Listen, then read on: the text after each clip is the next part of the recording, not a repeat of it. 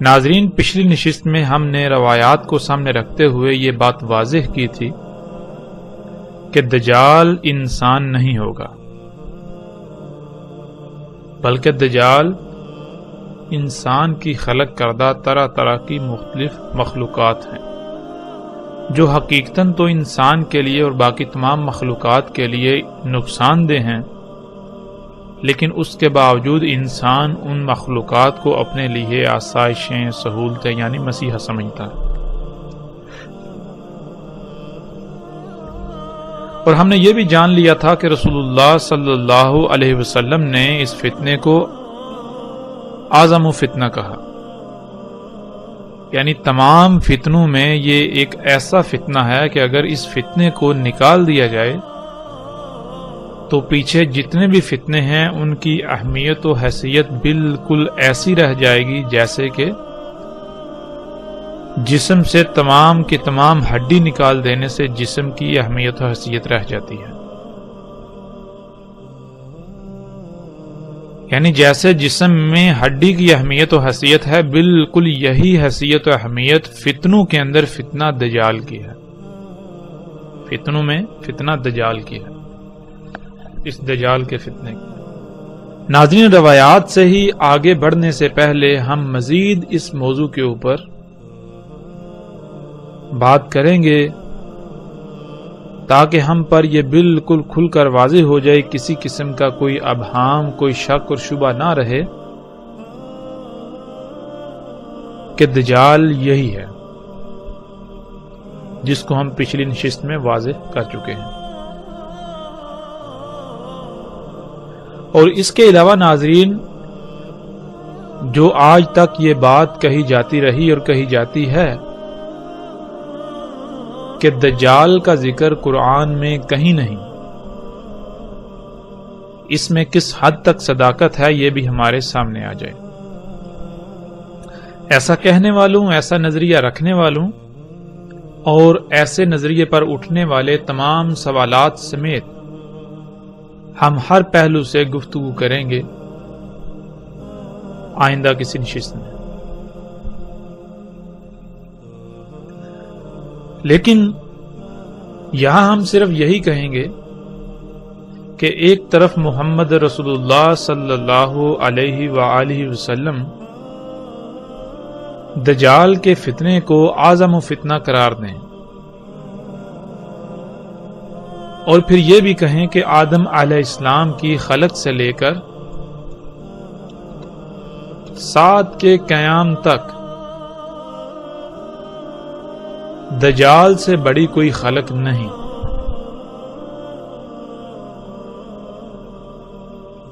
جیسا کہ ہم اس روایت میں دیکھ سکتے ہیں، رسول اللہ صلی اللہ علیہ وآلہ وسلم نے کہا، آدم علیہ السلام کی خلق سے لے کر سات کے قائم ہونے تک دجال سے بڑی کوئی خلق نہیں۔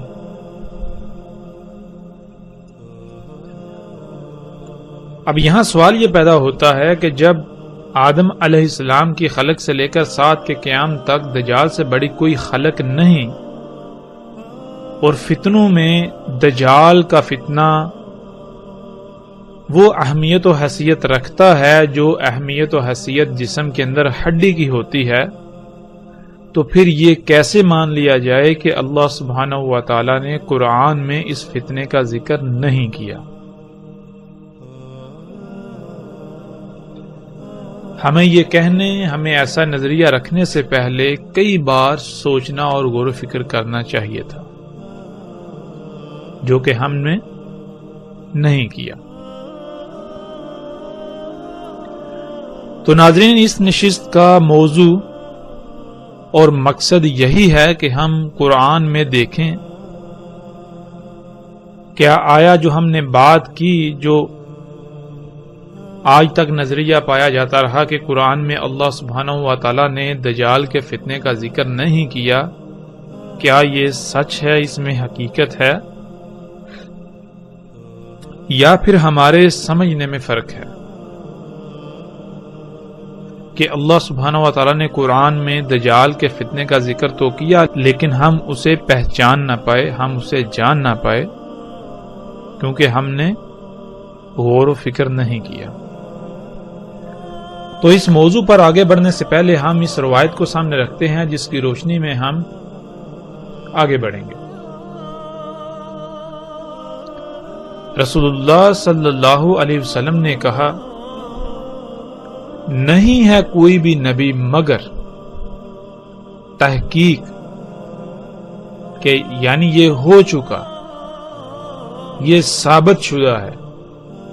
کہ ڈرایا اس نے اپنی امت کو موجودہ خطرے سے، موجود خطرے سے، یعنی اس دجال سے، اور اس میں کچھ شک نہیں میں بھی تمہیں بالکل اسی طرح اس موجود خطرے سے ڈراتا ہوں۔ ناظرین، اس روایت میں جو الفاظ استعمال ہوئے ہیں ان میں ایک لفظ ہے ہزارہ۔ یہ لفظ انتہائی اہمیت کا حامل ہے۔ جب تک ہم اس لفظ کو سمجھیں گے نہیں، اس لفظ پر غور نہیں کریں گے تو ہم حقیقت کو نہیں پا سکیں گے۔ حقیقت کو جاننے کے لیے اس موضوع کی حساسیت کو سامنے رکھتے ہوئے ہمیں اس لفظ میں غور کرنا ضروری ہے۔ اس لفظ میں غور کرنے سے پہلے ایک اور روایت ہے، ہم اس کو بھی سامنے رکھتے ہیں، اس کے بعد انشاءاللہ اللہ کے فضل سے ہم اس لفظ کی طرف آئیں گے۔ رسول اللہ صلی اللہ علیہ وسلم نے کہا، نہیں بعث کیا اللہ نے کوئی نبی مگر اس نے ڈرایا اپنی امت کو دجال سے۔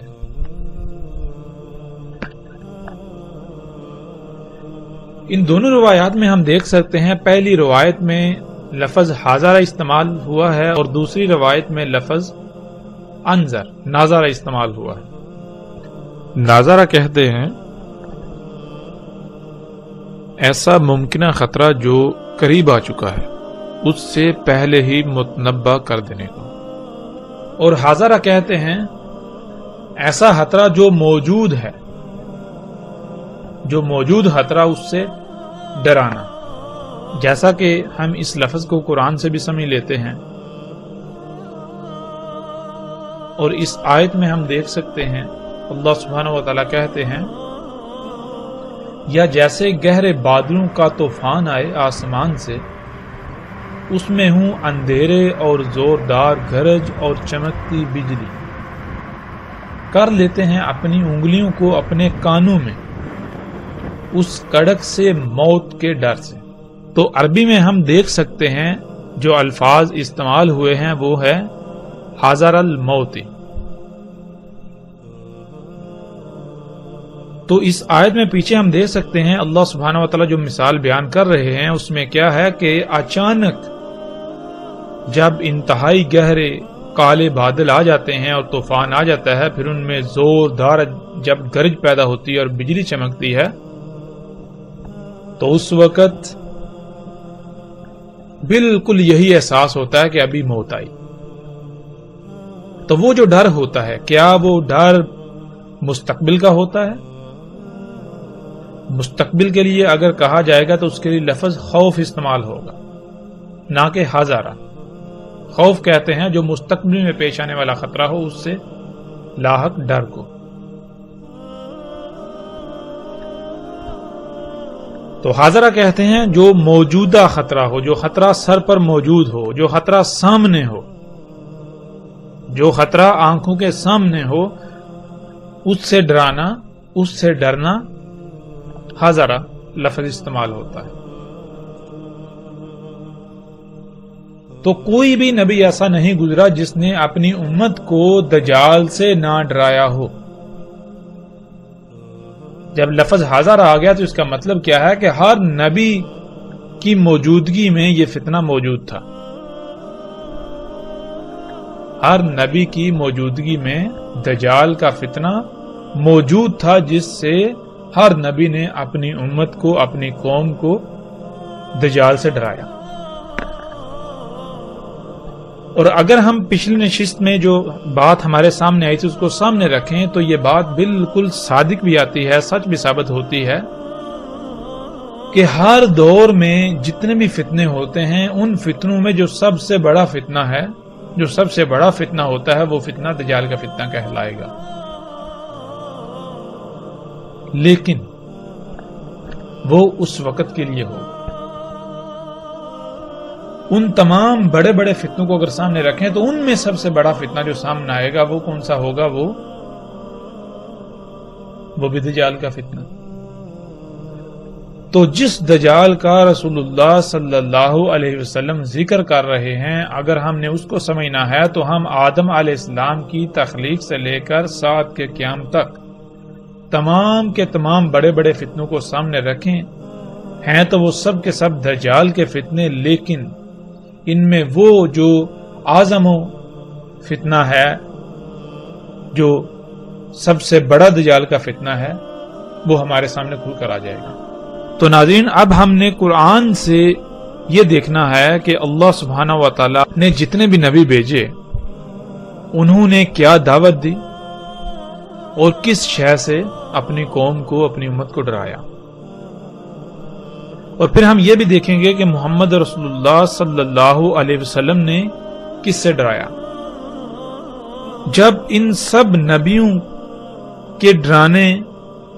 میں جو کامن، جو مشترک شے ہے وہ سامنے آ گئی تو اس کا مطلب ہے وہی دجال کا فتنہ ہے. تو اب ہم بڑھتے ہیں آگے قرآن کی طرف. قرآن میں اللہ سبحانہ و تعالیٰ کیا کہتے ہیں؟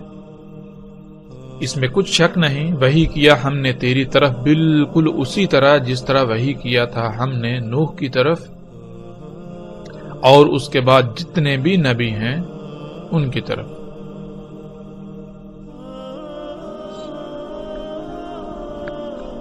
اس آیت میں اللہ سبحانہ و تعالیٰ نے بالکل واضح کر دیا کہ جس طرح وحی نوح علیہ السلام اور ان کے بعد جتنے بھی نبی ہیں ان کی طرف کی گئی، بالکل اسی طرح تیری طرف وحی کی جا رہی ہے. تو پھر یہ کھل کر واضح ہو جائے گا کہ جو وحی نوح علیہ السلام اور ان کے بعد جتنے بھی نبی ہیں ان کی طرف کی گئی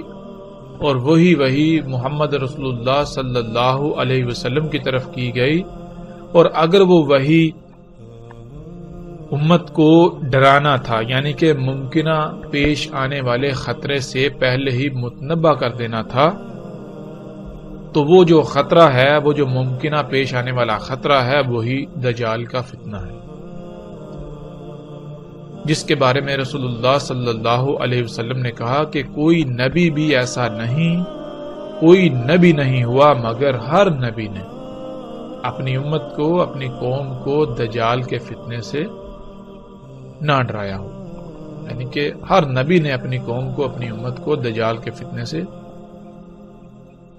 متنبع کر دیا.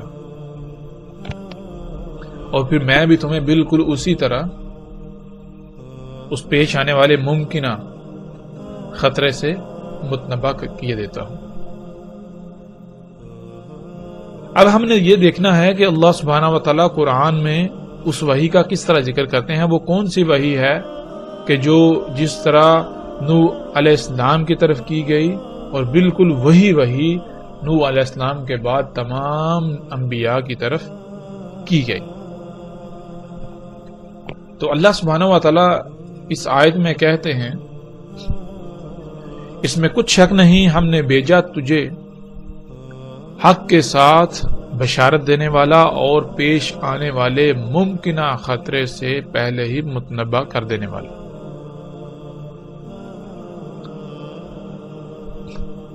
اور نہیں کوئی بھی امتوں میں سے امت مگر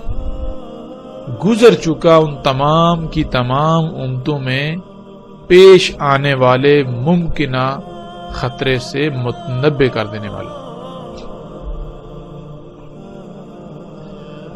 تو اس آیت میں اللہ سبحانہ و تعالیٰ نے یہ بات بالکل کھول کر واضح کر دی کہ ہم تیری طرف کیا وحی کر رہے ہیں، ہم نے تمہیں کس مقصد کے لیے بھیجا ہم نے تجھے بھیجا حق کے ساتھ. حق کے ساتھ کیا ہے؟ حق کسے کہتے ہیں؟ انشاءاللہ اللہ کے فضل سے جب ہم آگے بڑھیں گے تو اس کی بھی مزید کھل کر وضاحت ہو جائے گی. لیکن یہاں جو چیز ہم نے سمجھنی ہے وہ یہ کہ اللہ سبحانہ و تعالیٰ نے کہا کہ ہم نے تجھے بھیجا بشارت دینے والا اور مستقبل میں پیش آنے والے ممکنہ خطرے سے متنبع کر دینے والا.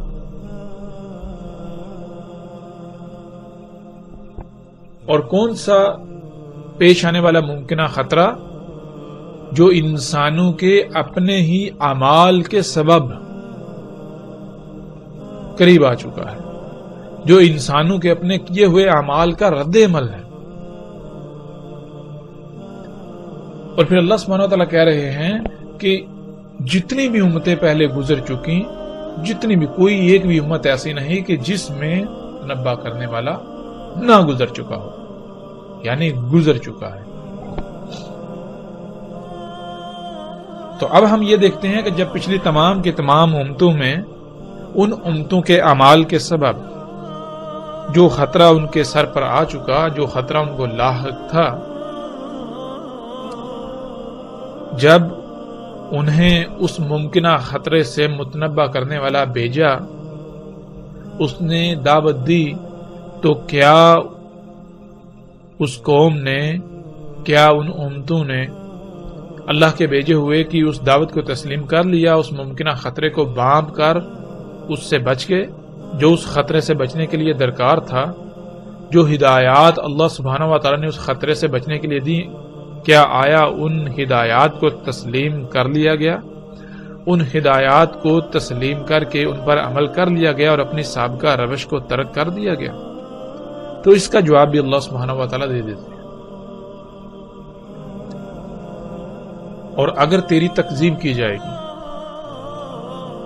یعنی اگر یہ تجھے جھٹلا دیں گے کہ جو تو انہیں ان کے اعمال کے سبب پیش آنے والے ممکنہ خطرے سے پہلے ہی متنبع کر رہا ہے، اس سے بچنے کے لیے ان کو ہدایات دے رہا ہے، اگر انہوں نے تیری دعوت کو تسلیم نہ کرتے ہوئے اپنے انہی اعمال کو جاری رکھا، اپنی اسی روش پر قائم رہے، اسے ترک نہ کیا، تو پھر ان کے ساتھ کیا ہوگا؟ اس کا جواب بھی اللہ سبحانہ و تعالیٰ آیت کے اگلے حصے میں دے دیتے ہیں. پس تحقیق، یعنی کہ ایسا ہو چکا، ان سے پہلے جو تھے، جو لوگ ان سے پہلے تھے، جو قومیں، جو امتیں ان سے پہلے تھی، وہ بھی تکذیب کر چکے. جب آئے ان کے پاس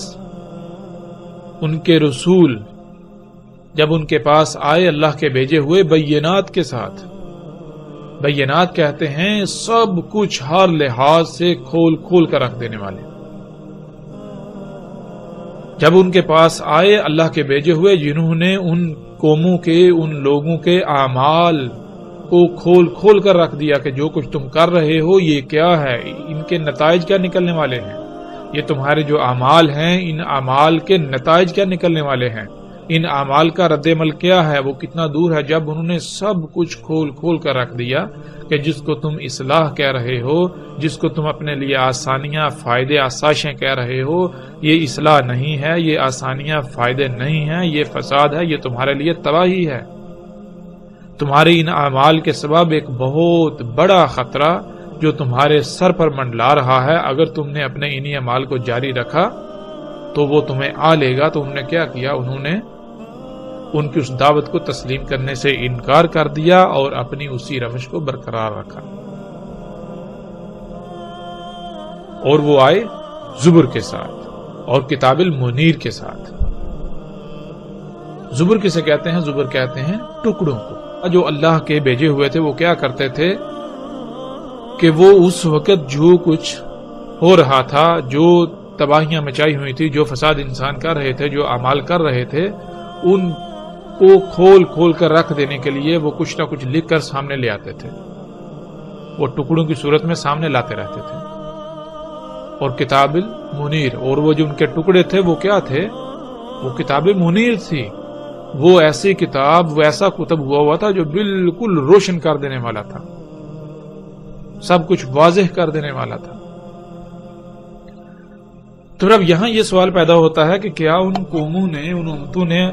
اللہ کے بھیجے ہوں کی دعوت کو تسلیم کر لیا، مان لیا، اور اپنے ان اعمال کو ترک کر دیا جن اعمال کے سبب ایک خطرہ جو ہے پیش آنے والا، ممکنہ خطرہ جو ان کے سر پر آ چکا ہوا تھا، جس سے انہیں متنبہ کیا جا رہا تھا۔ تو اس کا جواب بھی اللہ سبحانہ و تعالیٰ نے اسی آیت میں دے دیا۔ اللہ سبحانہ و تعالیٰ نے پہلے ہی کہہ دیا کہ اگر یہ تیری تکذیب کریں گے، یہ تیری دعوت کو تسلیم نہیں کریں گے، جو تو انہیں کہہ رہا ہے یہ نہیں مانیں گے، یہ کہیں گے کہ ہم فساد میں اصلاح ہی کر رہے ہیں، ہم جو کچھ کریں یہ آسانیاں، سہولتیں، فائدے ہیں، یہ کوئی خطرہ ان سے نہیں ہے ہمیں، تو پھر ایسا ان سے پہلے ہو چکا، ان سے پہلے جو قومیں تھیں، ان سے پہلے جو امتیں تھیں جن میں مستقبل میں پیش آنے والے ممکنہ خطرے سے متنبہ کرنے والے تھے، وہ گزر چکے، تو وہ بھی ایسا کر چکے، وہ تکذیب کر چکے۔ جب وہ تکذیب کر چکے، انہوں نے اللہ کے بھیجے ہوں کی دعوت کو تسلیم نہ کیا، اپنے اعمال کو ترک نہ کیا، تو کیا پھر ان کے اعمال کے سبب جو ان کے اعمال کا رد عمل تھا، ان کے اعمال کا رد عمل کا جو پیش آنے والا ممکنہ خطرہ تھا، کیا اس نے انہیں آ لیا؟ تو اس کا جواب بھی اللہ سبحانہ و تعالیٰ آگے کھل کر دے دیتے ہیں۔ اللہ سبحانہ و تعالیٰ کہتے ہیں پھر آ پکڑا ان کو جنہوں نے کفر کیا، یعنی کہ جن لوگوں نے تکذیب کی، جن قوموں نے تکذیب کی، پھر ان کی تکذیب کا نتیجہ بھی انہوں نے دیکھ لیا۔ ان کے اعمال کے سبب پیش آنے والے ممکنہ خطرے سے متنبہ کیا جا رہا تھا، جب وہ متنبہ نہ ہوئے، جب انہوں نے اس دعوت کو تسلیم نہ کیا، تکذیب ہی کی، تو پھر کیا ہوا؟ پھر اس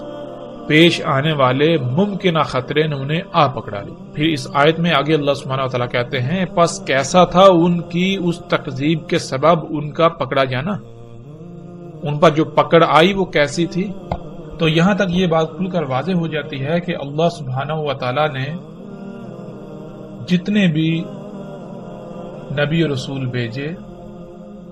ان تمام کے تمام نے ان قوموں، ان امتوں کے اپنے ہی کیے ہوئے اعمال، اپنے ہی ہاتھوں سے کیے ہوئے اعمال کے سبب جو ان اعمال کا رد عمل تھا، وہ رد عمل ایک بہت بڑا خطرہ تھا ان قوموں کے لیے، جس سے انہیں پہلے ہی متنبہ کیا گیا کہ اے لوگو، اے قوموں، جو کچھ تم کر رہے ہو، یہ اعمال، ان کا انجام کیا ہے، ان کا نتیجہ کیا ہے؟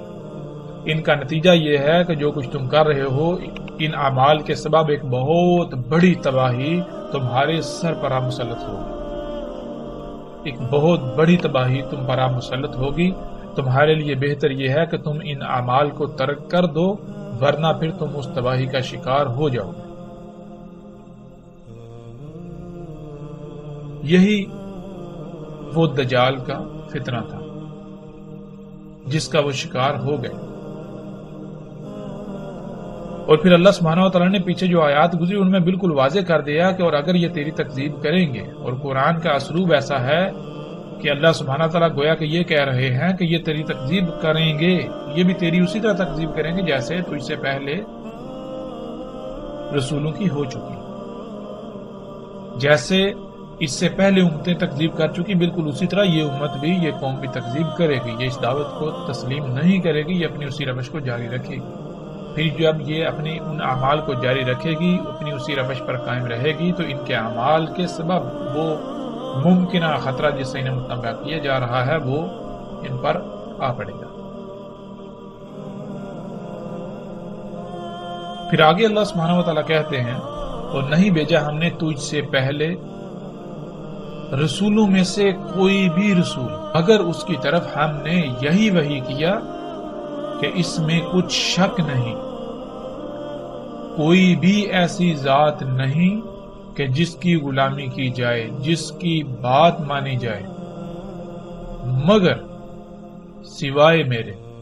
پس میری ہی غلامی کرو۔ بس صرف اور صرف میری ہی بات مانی۔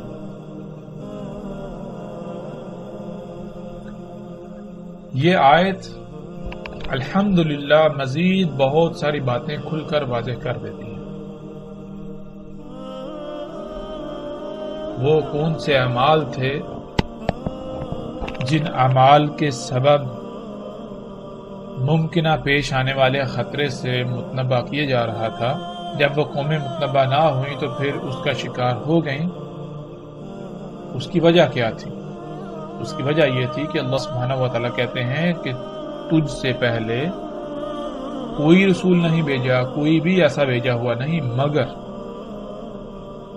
یعنی کہ جتنے بھی رسول بھیجے گئے،